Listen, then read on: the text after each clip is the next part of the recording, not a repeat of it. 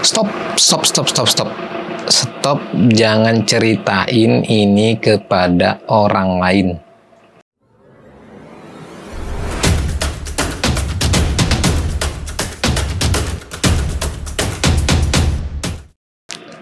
Jangan ceritain hal-hal ini ke orang lain.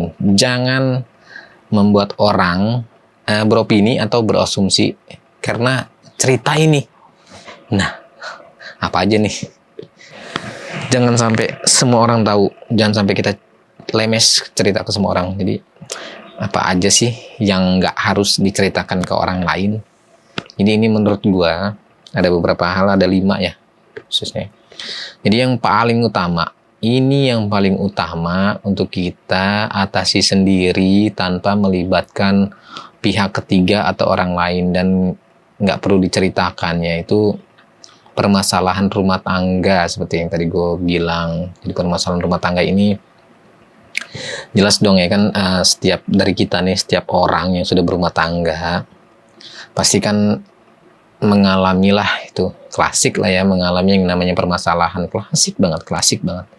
Udah banyak diajarin di mana-mana. Jadi akan ada gesekan-gesekan lah dalam rumah tangga, entah itu karena faktor ekonomi atau perbedaan prinsip dalam mengurus anak, perbedaan prinsip dalam mengelola peraturan dalam rumah tangga, atau masalah pihak ketiga. Nah, pihak ketiga ini nih. Jadi ekonomi emang sangat bisa membuat kita mudah terpancing emosi ya. Ada kalanya kita mengalami masa-masa sulit dalam hidup, pekerjaan masih serabutan, kebutuhan sehari-hari juga banyak, dan kebutuhan anak juga banyak. Jadi wajar akan terjadi cekcok antara kita sebagai suami istri. Jadi sebaiknya tetap berusaha mencari uang tambahan dari tempat lain atau usaha yang lain kalau memang faktor ekonomi ini. Jangan mengandalkan satu pekerjaan aja. Jangan mengandalkan itu, tapi tetap cari usaha yang lain untuk mendapatkan uang lebih. Jadi permasalahan itu kan bisa diatasi. Atau sebagai istri, kalian sebagai istri seenggaknya bisa ikut membantu mencari uang kalau memang lagi dalam keadaan kesulitan. Jadi cari tambahan uang tambahan dengan cara ya mungkin jualan online, mungkin juga seperti kayak jualan produk teman-teman kamu. Jadi sales dadakan lah. Kayak istri gue jadi sales dadakan gitu. Nah, untuk masalah rumah tangga berikutnya yang gak baik untuk diceritakan ke orang lain adalah adanya orang ketiga di dalam rumah tangga. Selesaikan masalah itu secara internal aja.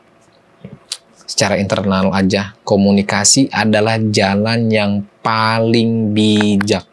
Jangan libatkan orang lain, bahkan orang tua kita sendiri. Dan yang harus disadari adalah setiap kejadian pasti ada penyebabnya kan. Jadi kita harus tahu dulu nih. Jadi kamu kuliti dulu nih sebab masalahnya apa. Kenapa bisa sampai terjadi perselingkuhan, ada orang ketiga yang masuk dalam kehidupan kamu? Apa karena memang pasangan kamu kegatelan, ganjen, atau kamunya yang gak bisa memberikan kenyamanan? Komunikasi itu semua akan menjadi sia-sia jika kamu sama-sama keras dengan pendirian kamu. Sama-sama egois, sama-sama ngotot, jadi nggak mau saling introspeksi diri. Jadi bersikap dewasa dan berpikir positif aja.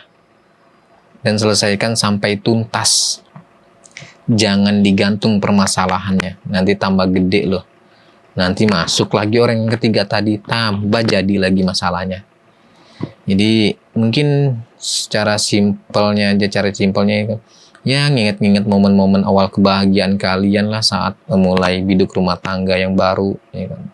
Diinget-inget dulu momen-momen indahnya. Jadi lihat keluarga kamu nih.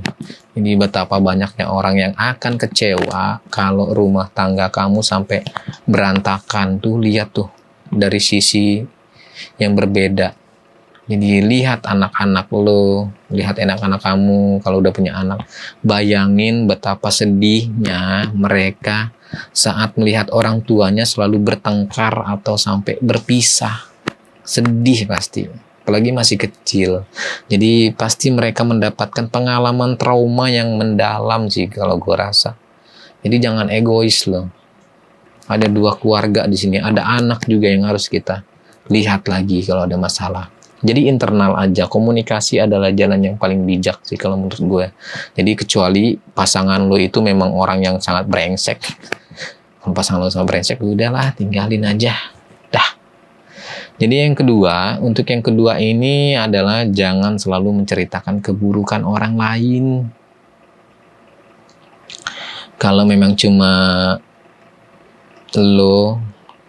kamu yang tahu tentang aib seseorang, maka sebaiknya dipendam aja. Jadi tapi ada karakter manusia yang memang suka menceritakan aib orang lain. Bahkan banyak lah ya. Banyak.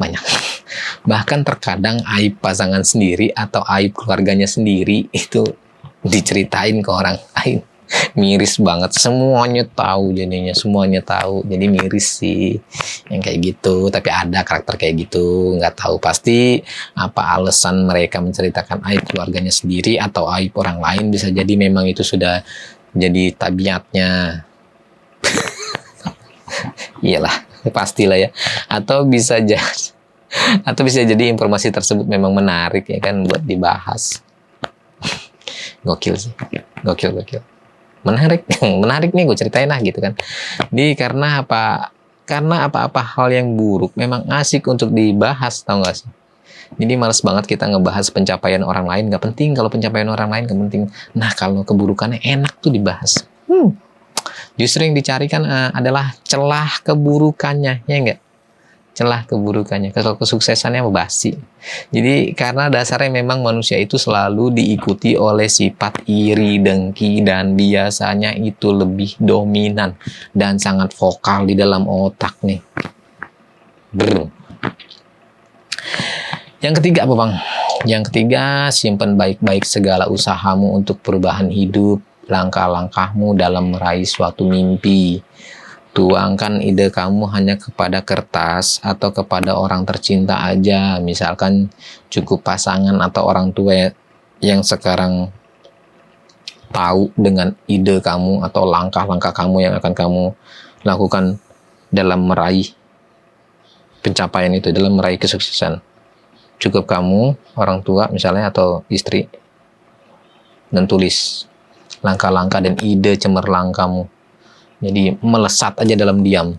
Pastikan amunisi kamu itu sangat tajam, menembus target mimpimu. Jangan sampai orang yang tahu. Jadi nanti bocor. Buat perencanaan yang matang dan segera bertindak dengan segala kemampuan yang kamu miliki. Jadi kalau ide kamu atau target kamu ini kamu ceritakan ke orang lain nih, ide cemerlang kamu ini, bisa jadi nih orang ini, mereka ini akan mengikuti ide kamu dan lebih cepat meraihnya. Nah, karena mungkin bisa jadi setelah mendengar ide kamu itu, pikiran mereka terbuka dan ternyata menemukan sesuatu yang sangat menguntungkan untuk perubahan hidup mereka. Karena banyak kasus yang telah terjadi ya. Jadi ide sahabatnya sendiri malah ditiru dan dijalankan. Dan ternyata berhasil. Nah ini banyak banget contohnya. Dan kamu sebagai pemilik idenya hanya bisa menonton atau bahkan mirisnya lagi kamu malah jadi dilibatkan dalam prosesnya itu. Ya Allah, kalau kamu malah ikut bantuin pencapaiannya. Lah, itu kan ide kamu. Kamu malah kerja di situ. Jadi, sebaiknya simpan baik-baik ide kamu dan pencapaian kamu. Nanti kalau misalnya usaha udah berjalan sukses, orang lain akan tahu dengan sendirinya. Jangan sekedar rencana-rencana ya ini ya. Jadi, cuma rencana aja, ditulis aja, nggak pernah take action, ya udahlah. Gitu-gitu aja lah hidup lo. Jadi coba digerakin nih biar pencapaiannya lebih cepet juga. digerakin pencapaiannya. Push your limit. Dan tidak menjadi hanya sebuah ide sia-sia yang akhirnya terkubur karena kita males atau kita nggak segera take action. Akhirnya ini jadi basi gitu. Yang keempat, jangan ceritakan kebaikanmu dalam hal membantu orang lain. Nah, ini maksudnya adalah ketika kamu membantu orang lain dari kesulitan atau kamu memberikan jalan agar orang ini terlepas dari kesusahan misalnya. Dan kita menceritakan itu kepada orang lain dengan maksud untuk pamer. Nah, ini sih maksudnya itu pamer atau sombong ya, ria. Jadi membanggakan diri sendiri kepada orang lain karena udah berhasil membantu orang, udah memberi jalan untuk orang lain. Jadi ya orang juga bisa menilai kok. Orang bisa menilai. Ceritakanlah hanya ketika perbuatan kamu itu bisa menjadi inspirasi untuk orang lain. Dan ingat, orang akan bisa menilai sendiri dari cara kita bercerita. Itu kita sedang sombong atau kita sedang menginspirasi. Orang bisa menilai. Jadi orang juga bakal kesel, bahkan nggak respect lah kalau kamu membanggakan segala kebaikanmu dengan cara yang kurang baik, cara penyampaiannya kurang baik dan di waktu yang tidak pas. Semua orang kan pasti pernah berbuat baik dan menolong ke sesama, tapi nggak semua orang juga harus tahu kan. Cukup kita aja yang tahu, jangan diungkit-ungkit. Siapa tahu nanti akan memberikan dampak positif juga ke kita, dan yang pasti akan menambah kedewasaan kita dan menambah bijaknya kita dalam bersikap. Jadi yang kelima, jangan bercerita betapa bahagianya kehidupan kita. Lah, kenapa kan kita bahagia? Kenapa kita nggak ceritakan? Bukannya baik ya? Biar orang tahu kalau hidup kita baik-baik aja. Dan hidup kita sangat bahagia, keluarga kita sangat bahagia. Iya benar sih. Tapi nggak semua orang mau tahu dan mau peduli. Apalagi kita bercerita kepada orang yang tidak tepat. Orang nggak tepat itu gimana sih? Misalkan kita secara nggak sengaja cerita kebahagiaan keluarga kita, kebahagiaan kita karena misalnya dikaruniai anak yang lucu, rezeki yang berlimpah, kepada orang yang masih berjuang, orang yang sedang dalam masa sulit untuk sekedar menjalani hari-harinya. Bercerita kepada orang yang sudah lama belum dikaruniai anak. Jadi kita kan nggak sadar ya kadang ya, cerita aja gitu enak. Jadi bayangin betapa mereka akan bersedih dan akan membuat harinya itu saat itu menjadi berat karena mendengar cerita kita ya kan. Gue lagi sulit nih, orang cerita senang-senang. Jadi bayangin kalau saat ini kita lagi berjuang untuk keluarga, kita sedang mati-matian bangkit berusaha sekuat tenaga untuk perubahan hidup kita pokoknya udah kerja keras banget deh.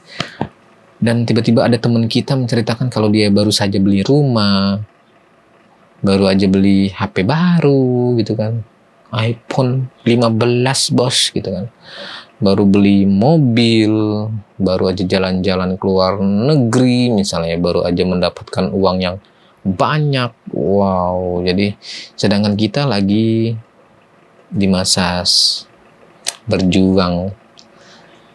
Dan teman kita itu cuma cerita aja panjang lebar tanpa memberi solusi buat kita dan memberi jalan untuk kita bisa bangkit. Cerita aja dia. Ya pokoknya dia hanya cerita aja kebahagiaan dia dan malah ada yang dengan sengaja seperti itu ya kan. Biar kita memang semakin terpuruk sih. Bayangin lah, gak enak. Ini misalkan dalam hatinya nih, yang cerita nih ya. Nih lo lihat pencapaian gue nih bos, sudah sejauh ini bahagianya. Wih, coba lihat lu tuh masih susah, masih gitu-gitu aja, dasar nggak guna. Ada yang niatnya begitu, ada kan orang kayak gitu banyak. Jadi hati-hati. Ya mungkin semua ini kan jadi pro kontra di lu semua yang sudah menonton, nih kamu semua yang sudah menonton, itu semua kan kembali ke pribadi masing-masing aja. Kalian udah cukup dewasa untuk menentukan pilihan mana yang baik, mana yang buruk. Kalau kalian, menurut kalian, oh iya bang, benar bang, baik bang, oke, ikutin. Kalau kata lu, kayaknya enggak deh bang, yang ini enggak deh, poin-poin yang ini enggak deh bang, ya udah, whatever. Itu sepengetahuan gue aja. Jadi lupakan video inilah kalau lo nggak suka dan nggak bermanfaat. Tapi tolong share video ini kalau menurut kamu video ini bermanfaat juga. Dan share juga ke orang lain kalau memang untuk orang lain bermanfaat. Oke, gue Heru. Sampai ketemu lagi di video gue berikutnya. Wassalamualaikum warahmatullahi wabarakatuh.